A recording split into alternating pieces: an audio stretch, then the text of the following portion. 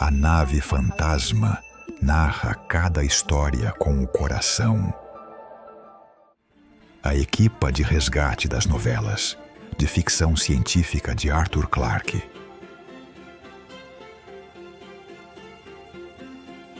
Desde o início da história, quando aquele poder desconhecido, além do tempo, lançou o universo contra as muralhas do tempo, a raça do Capitão Valon tem sido a líder do cosmos.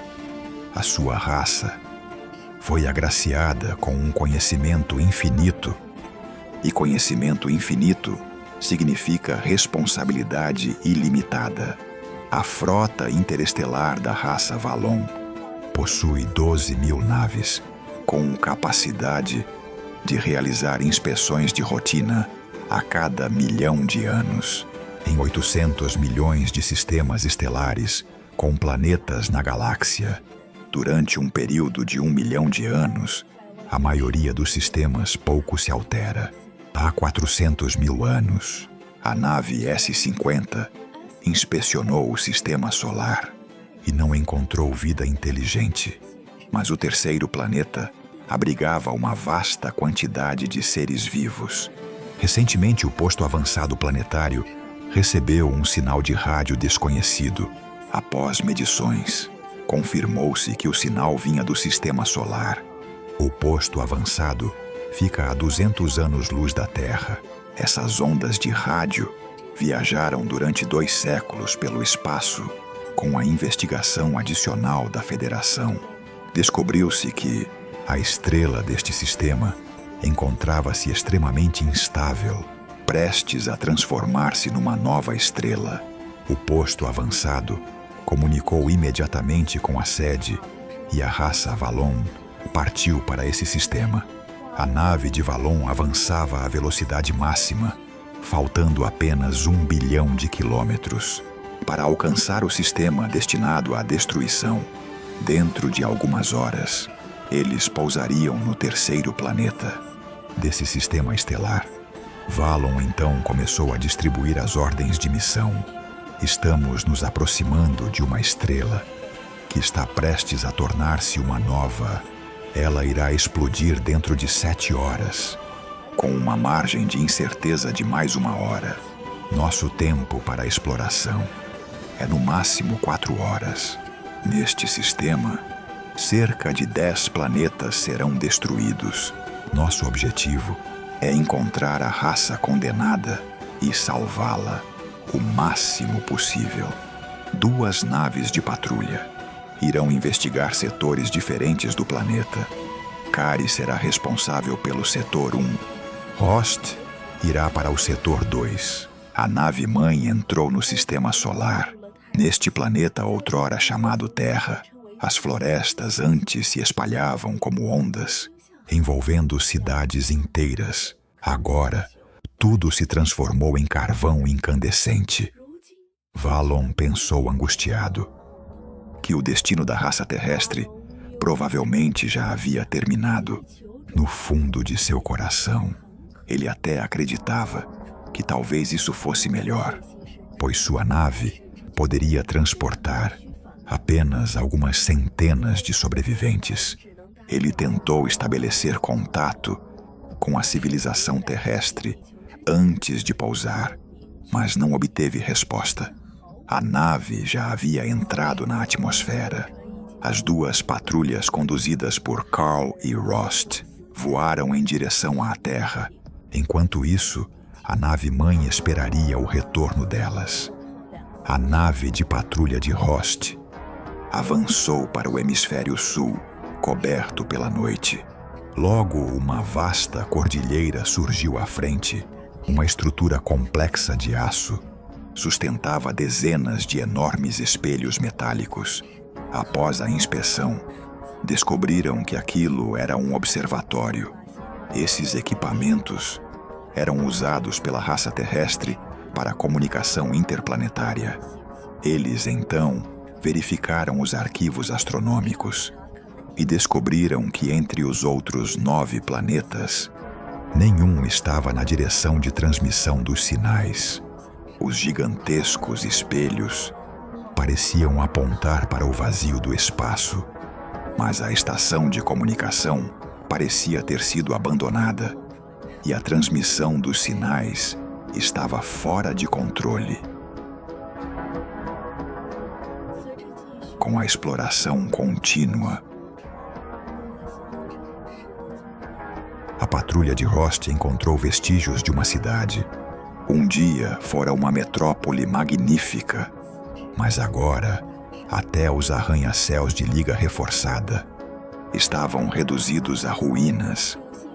Rost imaginou que algumas espécies talvez usassem as estruturas mais resistentes, como abrigos, ou até construíssem enormes cidades subterrâneas, mas nem essas medidas poderiam protegê-los. Quando a catástrofe finalmente chegasse, mesmo que a raça terrestre alcance planetas exteriores, isso apenas postergaria o momento final por algumas horas, pois a onda de choque da erupção solar em breve engolirá todo o sistema solar. A equipa de Rost fotografou muito desta cidade abandonada, porém, não havia qualquer rastro dos seres que antes habitavam aqueles edifícios. Sem o menor vestígio, a patrulha de Rost voltou ao navio-mãe de mãos vazias. O capitão Valon pilotava a nave-mãe, pairando a algumas milhas sobre o continente, aguardando o retorno da patrulha de Kari. A dupla de Kari avançou pela faixa iluminada pelo albor e chegou à zona costeira. O mar estava a ferver. Colunas de vapor subiam para o céu. Aquela magnífica e bela cidade erguia-se à beira-mar, olhando por cima de um oceano prestes a evaporar. A dupla de Kari entrou num edifício. Fileiras de máquinas ocupavam o lugar. Ele começou a vasculhar rapidamente os arquivos. Cada gaveta continha incontáveis fichas finas e resistentes. Eles não sabiam que ali estava um dos mais espantosos prodígios da Terra. Mas para os membros da equipa de resgate, isso não tinha significado. Aqueles notáveis analisadores humanos registraram toda a informação sobre 6 bilhões de habitantes deste planeta, mas já não voltariam a ver a luz do dia. A equipa de resgate prosseguiu. No caminho encontraram um corredor semicircular que conduz mais fundo, um túnel em arco. Ao longo das paredes estavam alinhadas cadeiras com almofadas ricamente ornamentadas.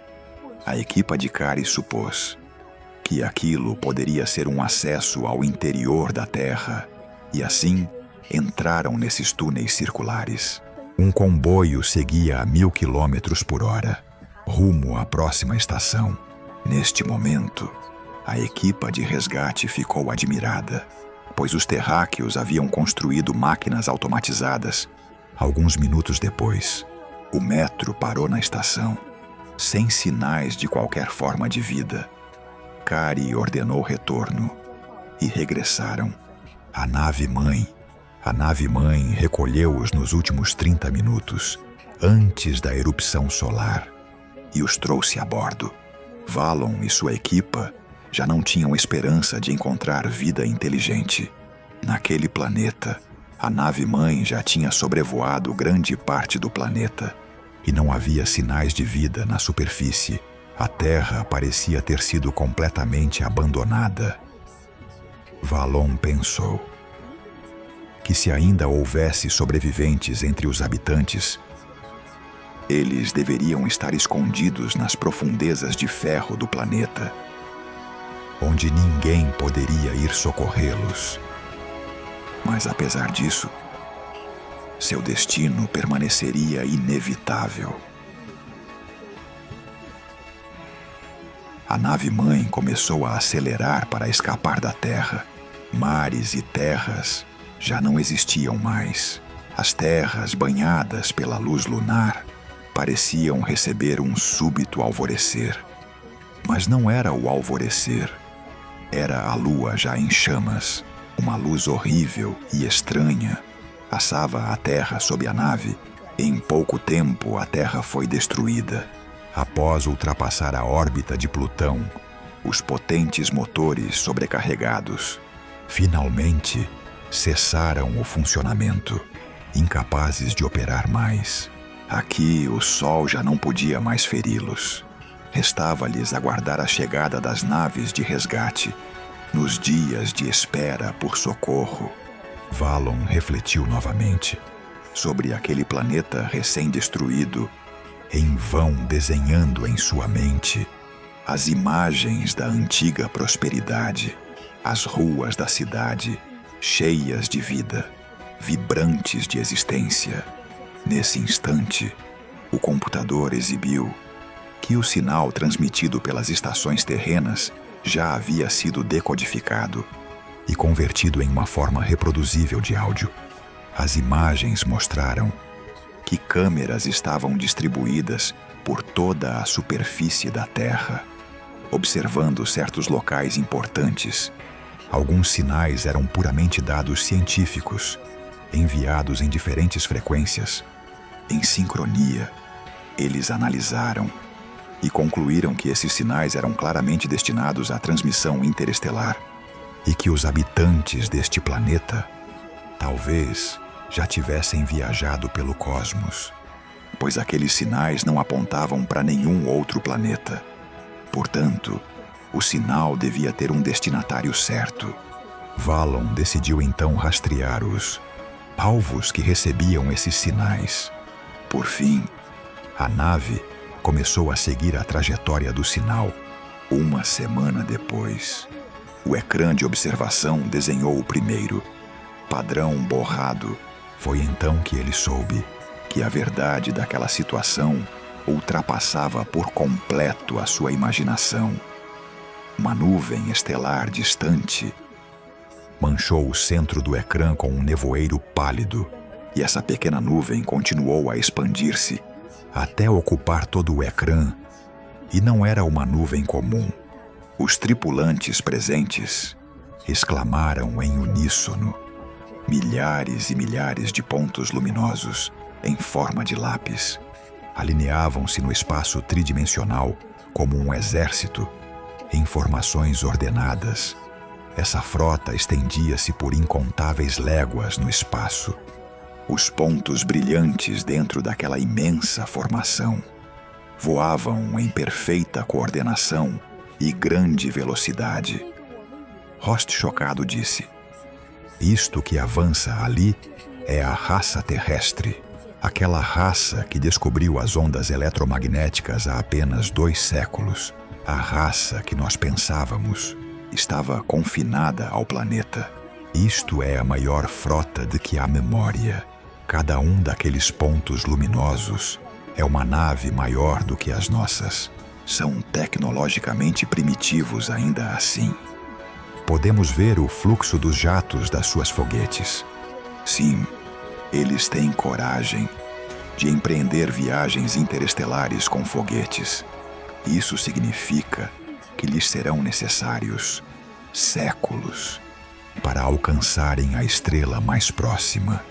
Toda a espécie se lançou nessa viagem, esperando que gerações completas concluam esta odisseia diante de um destino quase extinção em tão pouco tempo.